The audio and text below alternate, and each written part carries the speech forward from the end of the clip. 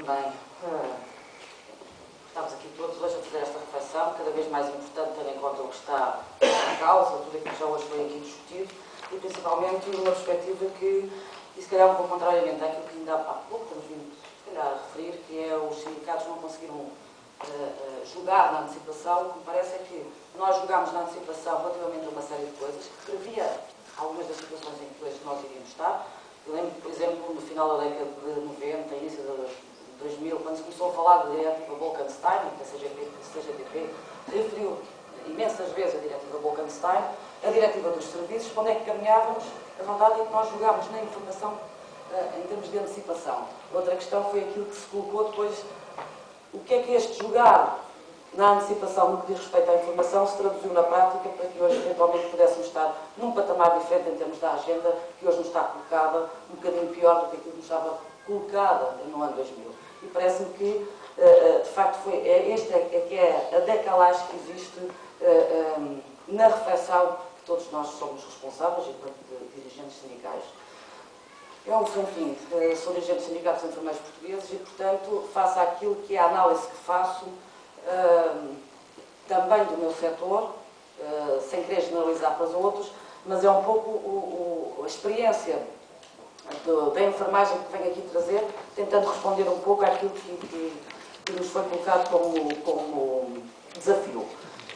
E no que diz respeito a isto, e no que diz respeito à enfermagem, é uma profissão, enfim, relativamente jovem comparativamente a outras, a verdade é que nós conseguimos, durante estes últimos 30 anos, quase conquistar todos os pilares da profissão.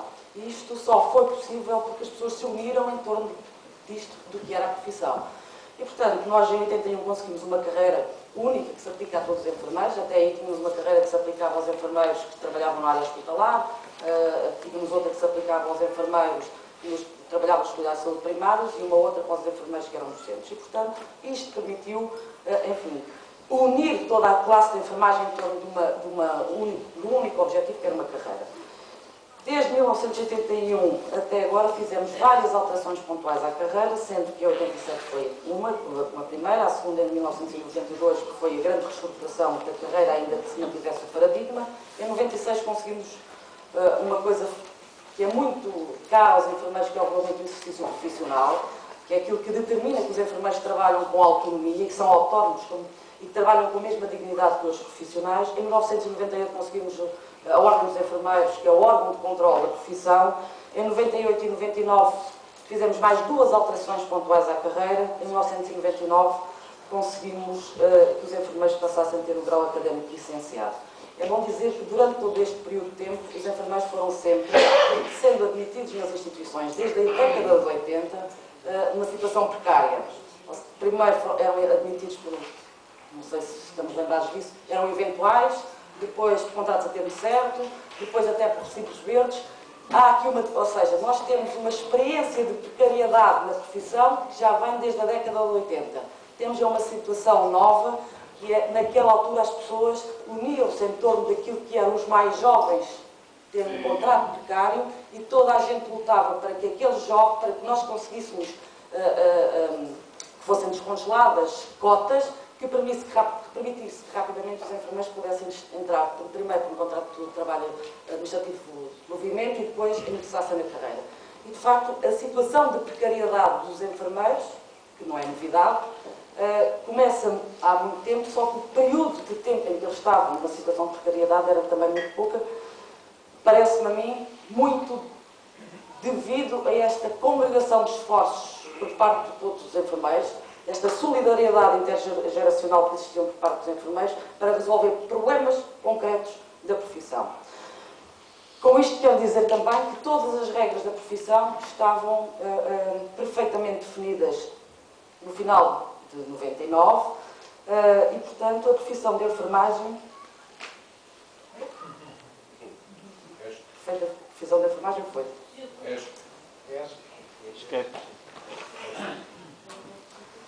As regras estavam perfeitamente definidas, os enfermeiros, como vos dizia, mobilizavam-se em torno da profissão, havia solidariedade entre as diferentes gerações de enfermeiros e, de facto, a profissão de enfermagem tornou-se uma profissão aliciante para os jovens estudantes, daí o aumento do número de enfermeiros que se veio a caracterizar esta última década.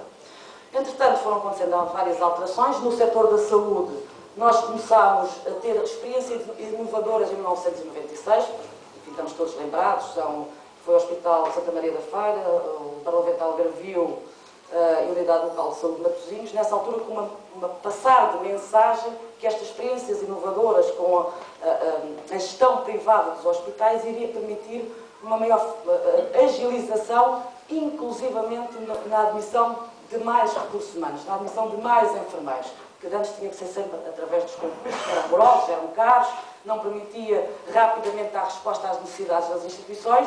Portanto, foi esta a mensagem que passaram. E, nessa altura, o que estava previsto é que estas experiências inovadoras haveriam de ser avaliadas para saber se, efetivamente, tendo em conta os objetivos para os quais foram criados, tinham atingido esses objetivos. E um deles tinha a ver com a eficácia, estes chavões, a eficiência, e se tinha garantido uma maior acessibilidade das pessoas aos cuidados de saúde. Essa avaliação nunca foi feita. Em 2002, altera-se a lei de bases de saúde, altera-se o regime jurídico dos hospitais, inicialmente pelos hospitais de sociedades anónimas, cujos acionistas eram o Ministério das Finanças e o Ministério da Saúde. Todos os sindicatos do setor da saúde, na altura, mobilizaram-se em torno da defesa daquilo que era a possibilidade de que isto poderia vir a introduzir a privatização do Serviço Nacional de Saúde. Foi talvez das grandes iniciativas comuns que fizemos em 2002, 2003, por aí, em torno do Serviço Nacional de Saúde.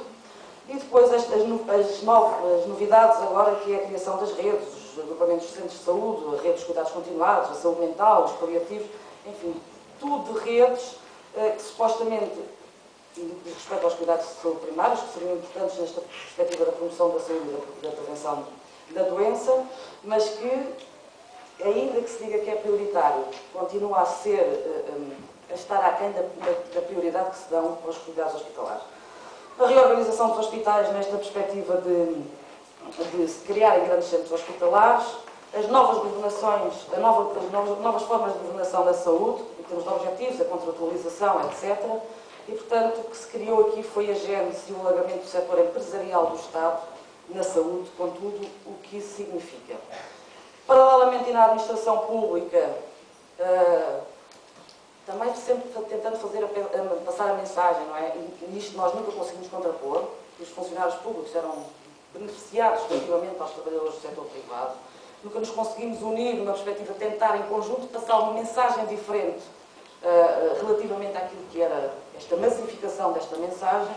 A verdade é que, depois de 2005, o que nós assistimos foi a de facto, uma harmonização para pior, em tudo aquilo que havia pior no setor público do setor público relativamente ao setor privado. E, portanto, temos hoje uma lei que determina que os antigos funcionários públicos estão hoje com contratos adstritos alocados a postos de trabalho, sendo que esses postos de trabalho podem ser extintos por decisão arbitrária dos conselhos de administração, dos casos dos hospitais, mas das empresas públicas, e hoje já temos uma série de situações em que, por exemplo, enfermeiros e outros se reformaram e a decisão do Conselho de Administração do Hospital foi extinguir aquele posto de trabalho, ainda que isso tenha determinado o aumento dos ritmos de trabalho das pessoas que lá estão, porque aquilo que lá estava fazia falta, mas entretanto extinguir o posto de trabalho. Um CIADAP, todos nós sabemos que é um dever, é um direito nosso ser avaliados, um dever da administração, mas o nosso direito a ser avaliados é ser avaliados corretamente, é ser avaliados em função do desempenho que eu tenho, e não uma avaliação de desempenho que diz que a maior parte das pessoas efetivamente são medíocres, porque é isso que se trata. Temos uma tabela única em termos de vencimentos e temos salários. E vamos ver se continua. Enfim, agora está tudo congelado, não é? Mas pronto. A questão dos aumentos salariais anuais e agora esta situação. Não sabemos se poderão ser anuais, poderão ser bianuais, poderão ser em função da empresa, que agora passa a ser também a instituição. Será que se mantém? Bom, agora temos esta situação, pela primeira vez, dos cortes salariais com os quais nunca ninguém pensou, há um ano atrás ou há 2 anos atrás, que isto pudesse ser possível. Não? As consequências. Quais são as consequências na enfermagem para esta para desta empresarialização dos hospitais e até de alguns centros de saúde pela via das unidades locais de saúde. Por um lado, temos hoje enfermeiros no desemprego, apesar de Portugal continuar a ser o país da OCDE com o menor número de enfermeiros por 1000 habitantes. O valor na OCDE é 9,7, em Portugal nós temos 3,8. Mas temos enfermeiros no desemprego.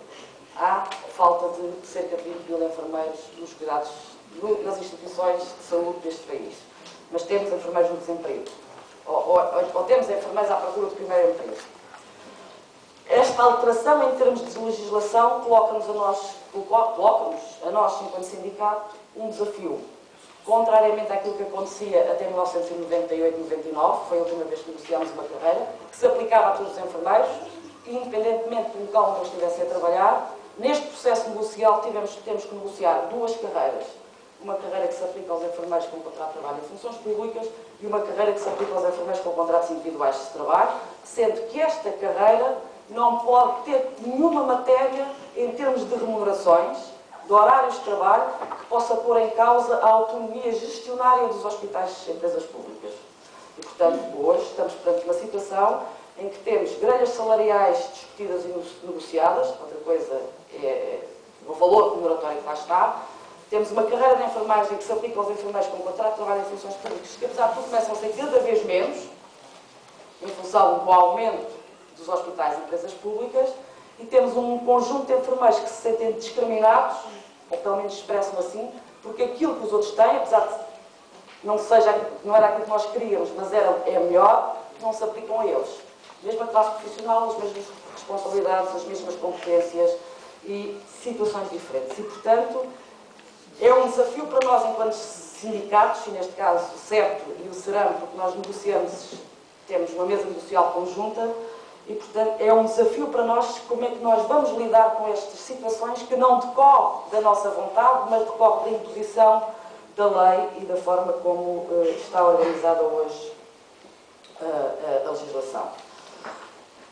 Na administração pública e também para os enfermeiros que são, enfim, funcionários públicos, já vos disse, passámos de um vínculo definitivo daquele chavão do emprego para a vida, para um contrato de trabalho alocado ou um posto de trabalho que pode ser extinto. O que é que isto significa? Vai terminando. Está difícil. O que é que isto significa? Significa que hoje, independentemente das pessoas terem um contrato de trabalho por tempo indeterminado, existe um clima de medo. Há subserviência perante quem manda, mesmo daqueles que estão integrados na carreira, mesmo aqueles que são reconhecidamente os líderes dentro das instituições. E há uma efetiva coação perante os enfermeiros. Em síntese, não vou passar a síntese, enfim, da síntese só queria aqui colocar uma questão que era a mobilidade dos enfermeiros. Esta mobilidade dos enfermeiros e depois também dos trabalhadores, mas que vão, por exemplo, do norte para o sul do país, porque é lá que conseguem encontrar o emprego, pode parecer que não é problema nenhum, mas de facto as pessoas têm culturas diferentes, têm modos de pensar diferentes, têm ideais diferentes.